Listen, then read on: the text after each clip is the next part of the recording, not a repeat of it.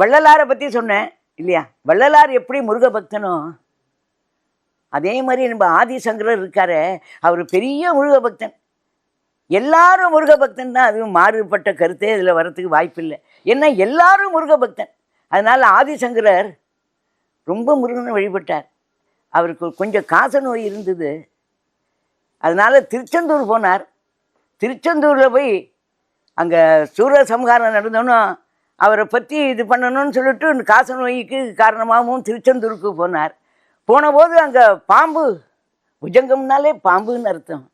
அங்கே இப்போ ஆதிசேஷன் முருகனை பார்த்து வணங்கின்னு இருந்தார். ஆதிசேஷன் புஜங்கம். அதனால் நம்ம ஆதிசங்கரர் இருக்காரே, அங்கே இந்த காச நோய்க்காக போனவர் உடனே சுப்பிரமணிய புஜங்கம் பாடினார். உடனே காச நோய் சரியாக போயிடுத்து.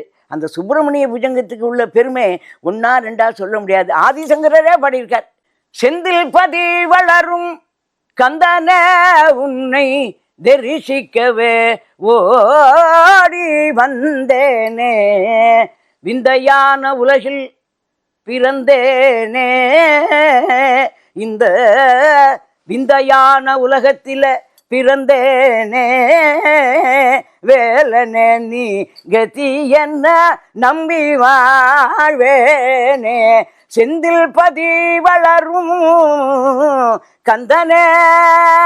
அவரை தரிசிச்சுட்டு நம்ம ஆதிசங்கரர் இந்த பாட்டை பாடினார். செந்தில் பதி வளரும் கந்தனே உன்னை தரிசிக்கவே ஓடி வந்தேனே அப்படின்னு ரொம்ப அழகா ஆதிசங்கரர் உன்னை தரிசிக்கத்தான் வந்தேன்னு, செந்தில் பதி வளரும் கந்தனே உன்னை தரிசிக்கவே ஓடி வந்தேன்னு ஆதிசங்கரர் இங்கே பாடினார். அதனால இந்த பாட்டுக்கு பெரிய பெருமை.